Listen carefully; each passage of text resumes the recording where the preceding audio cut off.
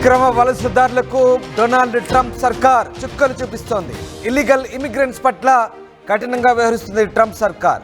ప్రత్యేక విమానాల్లో సొంత దేశాలకు పంపిస్తున్నారు ట్రంప్. తాజాగా బ్రెజిల్, గ్వాటెమాలకు చెందిన ప్రత్యేక విమానాల్లో ఇల్లీగల్ ఇమిగ్రెంట్స్ని చేరవేశారు.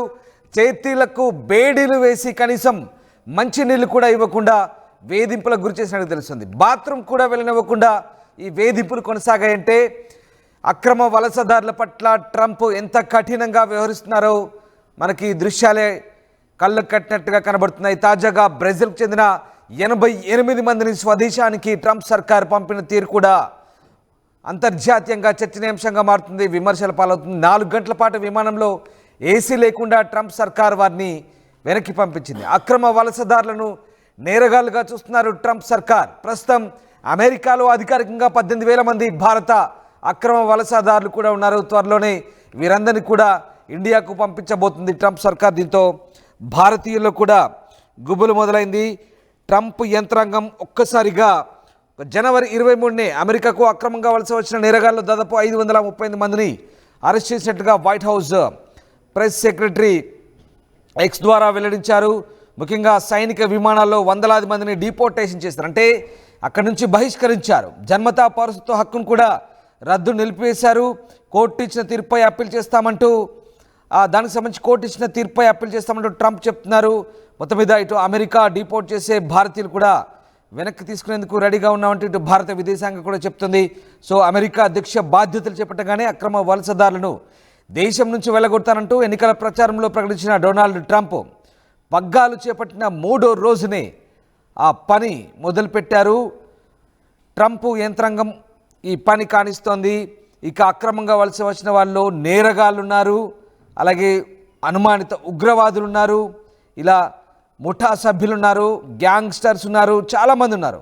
ఇలా వందలాది మంది అక్రమ వలసదారులను సైనిక విమానాల్లో దేశం నుంచి డిపోర్ట్ చేసినట్టుగా, అంటే బహిష్కరించినట్టుగా ట్రంప్ సర్కార్ చెప్తుంది. ఇక యునైటెడ్ స్టేట్స్ నుంచి బహిష్కరించబడ్డ డజన్ల కొద్దీ వలసదారులు బేడీలతో విమానంలో వచ్చిన తర్వాత బ్రెజిల్ ప్రభుత్వం ఆగ్రహం వ్యక్తం చేస్తుంది. ముఖ్యంగా మనం చూసిన దృశ్యాలు బ్రెజిల్ అక్రమ వలసదారులపై కఠిన వైఖరి అవలంబిస్తున్నారు డొనాల్డ్ ట్రంప్. అంటే లాటిన్ అమెరికన్ దేశస్తులు, ముఖ్యంగా బ్రెజిల్, మెక్సికో, అలాగే ఇతర దేశాలు, వీళ్ళంతా కూడా గ్యాంగ్స్టర్లుగా చలామణి అవుతున్నారు. అక్రమంగా ఇమిగ్రేషన్ నిబంధనలు విరుద్ధంగా అమెరికాలో వచ్చి సెటిల్ అయ్యారు. డ్రగ్స్ పెడ్లర్స్గా మారిపోయారు. అనేక దందాలు నడిపిస్తున్నారు. డ్రగ్ రాకెట్లతో పాటు ఇంకా ఇతరత్ర నేర కార్యకలాపాలకు పాల్పడుతున్నారు. వీరందరిపైన కూడా విచక్షణ రహితంగా ఒకసారి మనం చూడొచ్చు, వాళ్ళందరికీ కూడా చేతులకు బేడీలు వేసి సరిగ్గా నడవలేకపోతున్నారు. అమెరికా నుంచి లాటిన్ అమెరికా దేశాలకు, అంటే ఉత్తర అమెరికా నుంచి సౌత్ అమెరికా దేశాలకు వెళ్ళేందుకు దాదాపు 4-5 గంటల సమయం పడుతుంది.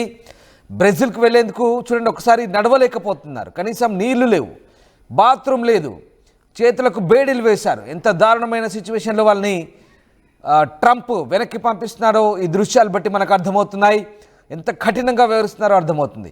నిజంగా ఇక్కడ పాపమనాల్సిన సందర్భం వాళ్ళని చూస్తే ఉందా లేదా అంటే మానవీయ కోణంలో చూస్తే పాపమనే అనాలి. కానీ వాళ్ళంతా కూడా అమెరికాకు పెద్ద ముప్పుగా పరిణమించారనేది ట్రంప్ సర్కార్ వాదన.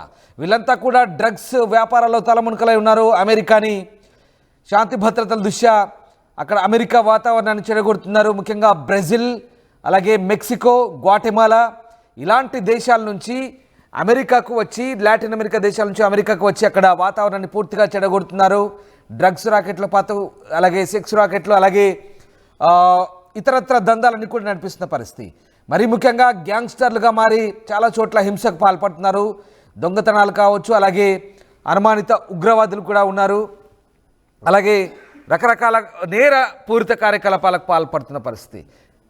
వీళ్ళందరినీ కూడా ట్రంప్ నిర్దాక్షిణ్యంగా బయటకు పంపిస్తున్నారు. మరోవైపు మనం ఇంకో ఫోటో చూడొచ్చు. ఆ భారతీయ విద్యార్థులంతా కూడా చాలామందిని ఇమిగ్రేషన్ రూల్స్ లేని వారందరినీ కూడా వెనక్కి పంపిస్తున్న దృశ్యాలు మనం చూస్తున్నాం. ఇటీవల కాలంలోనే చాలామందిని ఇక ఇప్పటికే పార్ట్ టైం జాబ్ చేసే వాళ్ళంతా కూడా మానేస్తున్నారు కొన్ని నిబంధనల వల్ల. అలాగే విద్యార్థులను చూడడానికి వచ్చిన తల్లిదండ్రులు కూడా రిటర్న్ టికెట్ ఉంటేనే ఇలా అనుమతిస్తున్నారు, లేదంటే అటు నుంచి అటే ఎయిర్పోర్ట్ నుంచి పంపిస్తున్నారు.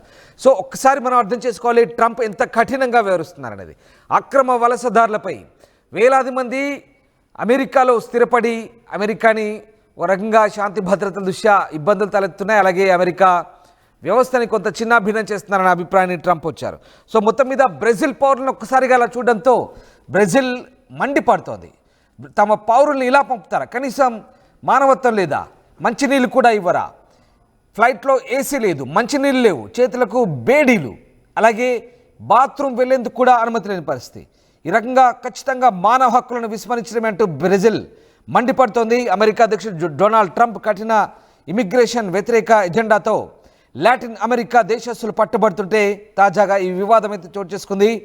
వారం క్రితం అధికారంలోకి వచ్చినప్పటి నుంచి ట్రంప్ అక్రమ వలసదారులపై సామూహిక బహిష్కరణ చేస్తున్నారు. అనేక ప్లాన్స్ అమలు చేస్తున్నారు. ముఖ్యంగా గ్వాటెమాలా, బ్రెజిల్ ఈ దేశాల్లో ఎక్కువగా గ్యాంగ్స్టర్స్, క్రిమినల్స్ వీళ్ళంతా కూడా ఇల్లీగల్గా అమెరికాలోకి చొరబడ్డారు.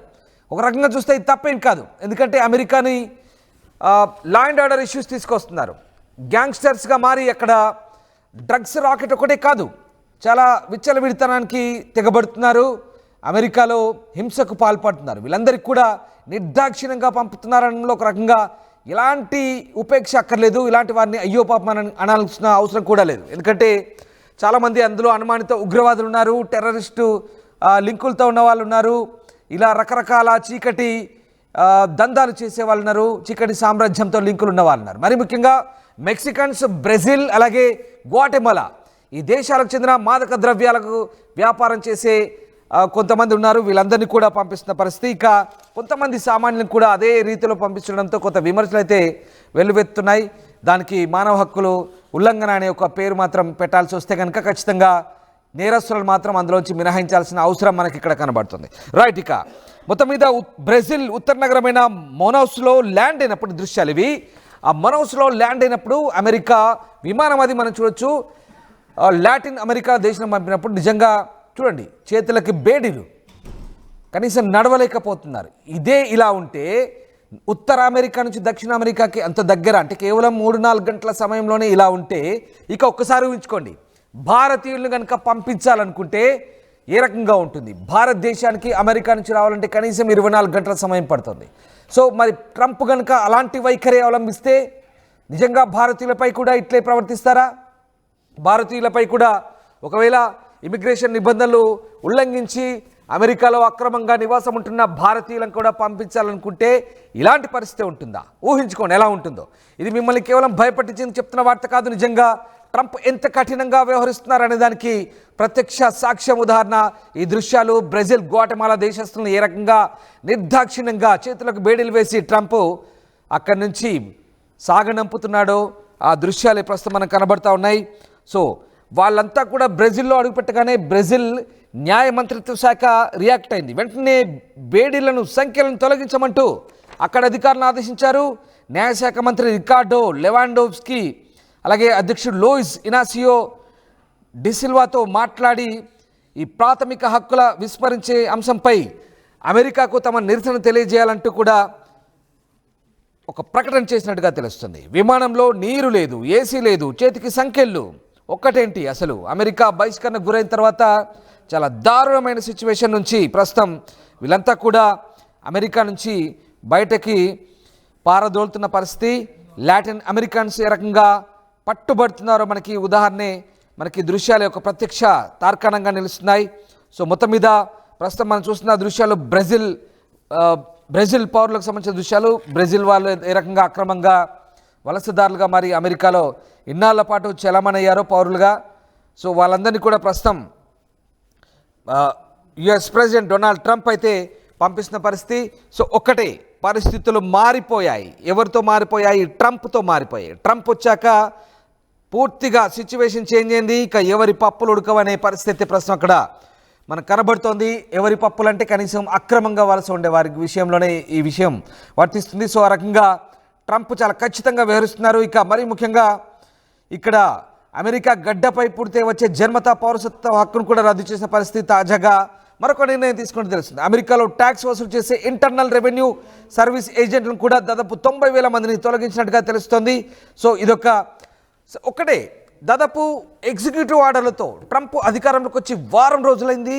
వందలాది ఎగ్జిక్యూటివ్ ఆర్డర్లతో నిజంగా అడ్మినిస్ట్రేషన్ ఉరుకులు పరుగులు పెట్టిస్తున్నారు. మరి ముఖ్యంగా అమెరికా మెక్సికో సరిహద్దుల్లో అక్రమ వలసలను అరికట్టేందుకు ఐఆర్ఎస్ ఏజెంట్లు తుపాకీ పట్టుకోవాల్సిన సమయం ఆసన్నమైంది, అందుకు వారు అర్హులంటూ ట్రంప్ వ్యాఖ్యానిస్తున్నాడంటే నిజంగా ఎంతటి తెగింపుకు ట్రంప్ ఇక్కడ ఆలోచిస్తున్నాడో మనం ఒకసారి అర్థం చేసుకోవాలి. సో అమెరికా అధ్యక్షుడు డొనాల్డ్ ట్రంప్ ఎన్నికల్లో ఇచ్చిన హామీ అమెరికా ఫస్ట్ అన్నాడు, అమెరికా మారబోతుందన్నాడు, అమెరికా రూపురేఖలే మారిపోతున్నాయి, అమెరికా ఫస్ట్ అన్నాడు. అదే ఇప్పుడు ట్రంప్ అక్షరాల చేసి చూపిస్తున్నాడు. అమెరికా అధ్యక్షుడు డొనాల్డ్ ట్రంప్ అక్రమ వలసదారులపై ఏ రకంగా ఉక్కుపాదం మోపుతున్నారో మనకి దృశ్యాలను బట్టి అర్థమవుతుంది.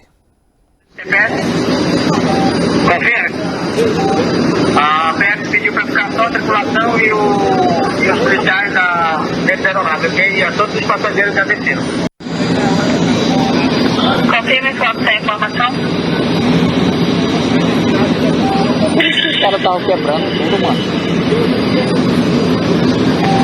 Ok.